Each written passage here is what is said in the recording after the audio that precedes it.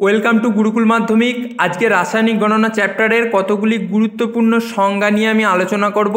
এগুলো বিস্তারিতভাবে তোমরা যদি বোঝো তাহলে অঙ্ক করার ক্ষেত্রে অনেক সুবিধা হবে। আর বলে রাখি, এই সংক্রান্ত নোটটি ভিডিও ডেসক্রিপশনে দেওয়া আছে, যেটি সম্পূর্ণরূপে পাসওয়ার্ড প্রোটেক্টেড। তো তোমরা ভিডিওটি স্কিপ না করে প্রথম থেকে শেষ পর্যন্ত দেখতে থাকো। আজকে আমরা জানবো এই ক্লাসে পারমাণবিক ভর কাকে বলে, গ্রাম পারমাণবিক ভর কাকে বলে, আণবিক গুরুত্ব কাকে বলে এবং গ্রামাণবিক ভর বা গ্রামাণবিক গুরুত্ব কাকে বলে। এই ক্লাসটা এখানে বিস্তারিতভাবে আমি ব্যাখ্যা করব। আজকের প্রথম যে প্রশ্নটি সেটি দেখো, বলেছে পারমাণবিক ভর কাকে বলে। আমরা কার্বন স্কেলের রেসপেক্টে এটা নির্ণয় করব। তো কি বলেছে, কোনো মৌলের একটি পরমাণু একটি C12 আইসোটোপ অর্থাৎ C12 পরমাণুর আসল ভরের 1/12 অংশের তুলনায় যত গুণ ভারী, সেই সংখ্যাটাকে বলা হয় কি মৌলের পারমাণবিক ভর বা পারমাণবিক গুরুত্ব। এবার জিনিসটা কি আমি আরও ডিটেলসে তোমাদের ব্যাখ্যা করছি, একটু দেখে নাও।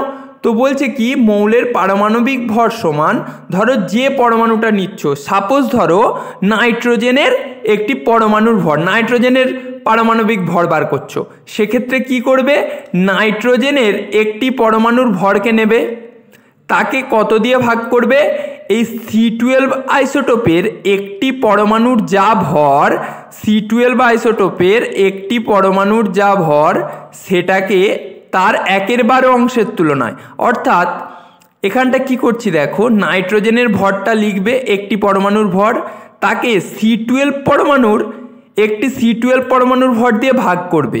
আর এখানে আমি ক্যালকুলেশনে কি লিখেছি বা সংজ্ঞায় কি বলা আছে, 1/12 অংশের তুলনায়।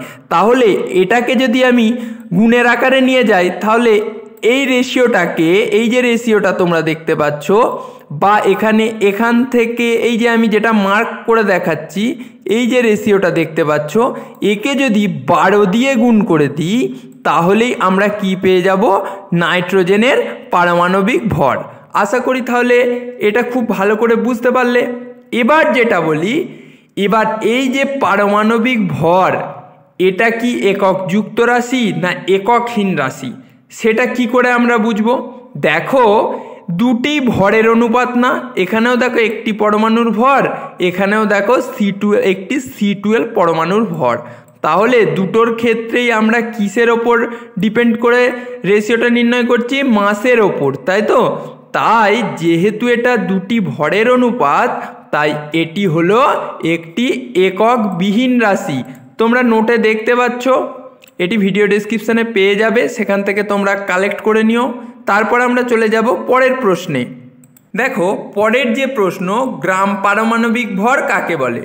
তো গ্রাম পারমাণবিক ভর হলো কোনো মৌলের পারমাণবিক ভরকে গ্রাম এককে প্রকাশ করলে যত গ্রাম হয় তাকেই বলা হয় মৌলের গ্রাম পারমাণবিক ভর। তো ব্যাপারটা কি, সাপোজ ধরো তোমাকে বলল নাইট্রোজেনের পারমাণবিক ভর হলো 14, কত, নাইট্রোজেনের পারমাণবিক ভর হলো 14, তাহলে এর গ্রাম পারমাণবিক ভর কত হবে। তখন তোমরা বলবে এটাকে গ্রামে প্রকাশ করলে যেটা পারমাণবিক ভর তত গ্রামই হবে কি, তত গ্রামই হবে কি নাইট্রোজেনের গ্রাম পারমাণবিক ভর। আশা করি তোমরা বুঝতে পারলে। দেখো এখানে ভালোভাবে দেওয়া আছে, আর কি এইটা মনে রাখবে, গ্রাম পারমাণবিক ভরের একক হলো গ্রাম, তাই তো। তাহলে এটাও ভালোভাবে তোমরা বুঝতে পারলে। এবার আমরা জানবো আণবিক গুরুত্ব কাকে বলে। তো আণবিক গুরুত্ব আমরা 3টে স্কেলে জানবো।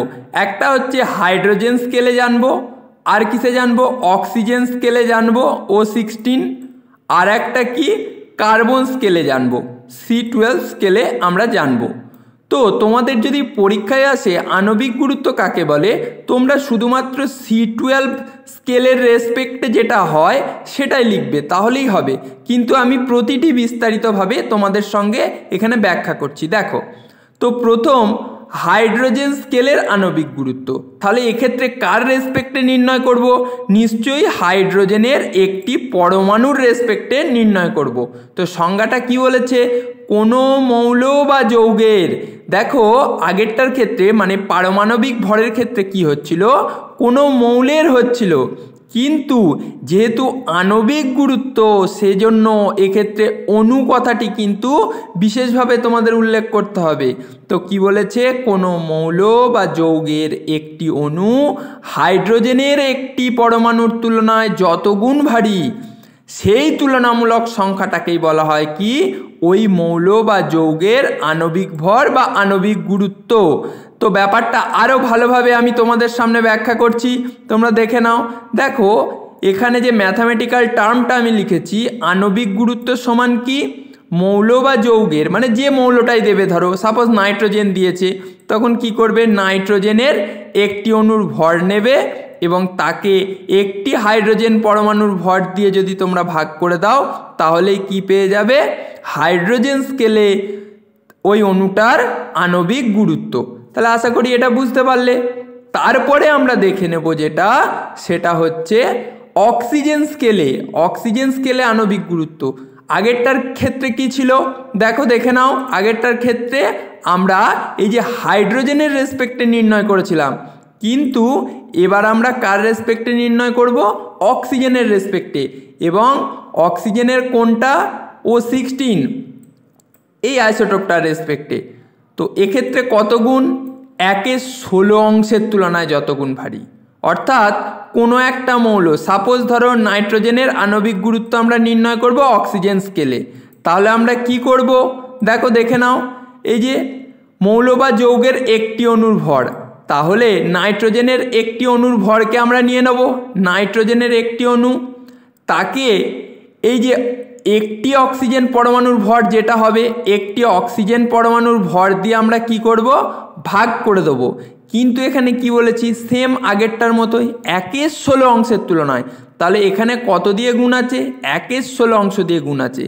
কিন্তু তোমরা এটা যদি আরও সিম্পলভাবে করো, নাইট্রোজেনের একটি অণুর ভরকে নিলে তাকে একটি অক্সিজেন পরমাণুর ভর দিয়ে ভাগ করে দিলে দিয়ে যেটা বেরোলো, তাকে যদি শুধু 12 দিয়ে গুণ করে দাও। এখন তোমাদের মনে প্রশ্ন আসতে পারে, স্যার এখানে তো 1/16 দিয়ে গুণ করে দাও। তো তোমরা প্রশ্ন করতে পারো এখানে যে স্যার এখানে তো 1/16 আছে, আপনি কেন শুধু 16 দিয়ে গুণ করলেন? কারণ এটা দেখো, এই যে বাইটা তোমরা দেখতে পাচ্ছ, এই যে ভাগ চিহ্নটা নিচেই আছে কিন্তু 1/16। তাহলে এটা যখনই গুণের আকারে নিয়ে যাব, তখন শুধুমাত্র এই যেটুকু আমি বক্সের মাধ্যমে তোমাদের দেখাচ্ছি, এই যেটুকু, এটাকে যদি শুধু 16 দিয়ে গুণ করে দাও, তাহলেই তোমরা কি পেয়ে যাবে, অক্সিজেন স্কেলে আণবিক গুরুত্ব। তাই তো এবার আমরা দেখে নেব কার্বন স্কেলে। আর তোমাদের যদি পরীক্ষায় আসে, তোমরা এই কার্বন স্কেলে আণবিক গুরুত্বের সংজ্ঞাটাই লিখবে। এক্ষেত্রে কি হয় দেখো, এক্ষেত্রে আমার একটু লেখাটা এখানে ভুল হয়ে গেছে। এখানে C12 পরমাণুর ভরের 1 অংশের তুলনায় যেটা আছে, এটা হবে 1/12। তোমরা একটু ঠিক করে নেবে, 1/12 অংশের তুলনায় যত গুণ ভারী। এই যে এই জায়গাটায় দেখবে আছে 1 অংশের তুলনায় লেখা হয়ে গেছে, একটু মিস্টেক হয়ে গেছে, এটা 1/12 অংশের তুলনায় যত গুণ ভারী।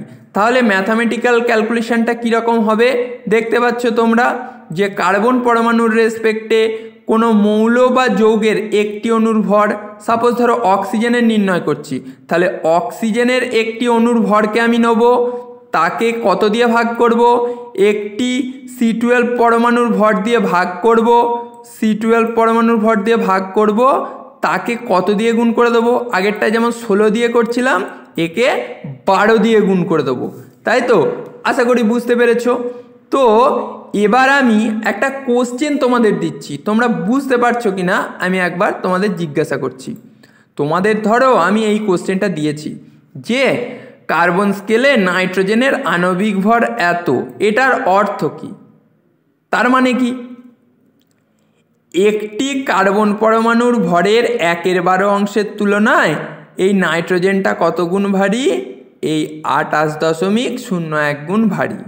বা অক্সিজেনটা এই একটি কার্বন পরমাণুর ভরের 1/12 অংশের তুলনায় কত গুণ ভারী, এই 31.998 গুণ ভারী, অর্থাৎ 32 গুণ ভারী। এই ক্লাসের শেষ প্রশ্ন সেটি হলো গ্রাম আণবিক ভর কাকে বলে। তো গ্রাম আণবিক ভর কাকে বলে, যে কোনো মৌলিক বা যৌগিক পদার্থের আণবিক ভরকে গ্রাম এককে প্রকাশ করলে যত গ্রাম হয়। সাপোজ ধরো পারমাণবিক ভরের মতোই সেম কেস, শুধু ওক্ষেত্রে পরমাণুর আর এক্ষেত্রে কিসের, অণুর, তাই তো। তাহলে ধরো CO2 অর্থাৎ কার্বন ডাইঅক্সাইড, এর আণবিক ভর বলে দিয়েছে কত, এর আণবিক ভর বলে দিয়েছে 44। তাহলে এর গ্রাম আণবিক ভর কত? এই আণবিক ভরটাকে যদি গ্রামে প্রকাশ করে দিই তাহলেই হয়ে যাবে এটার আণবিক ভর। তাহলে আমরা কত লিখে দেবো, 44 গ্রাম, তাই তো। তাহলে আশা করি বুঝতে পেরেছো এটা। তো আজকের ক্লাসটা এখানেই শেষ করছি, দেখা হচ্ছে পরের ক্লাস।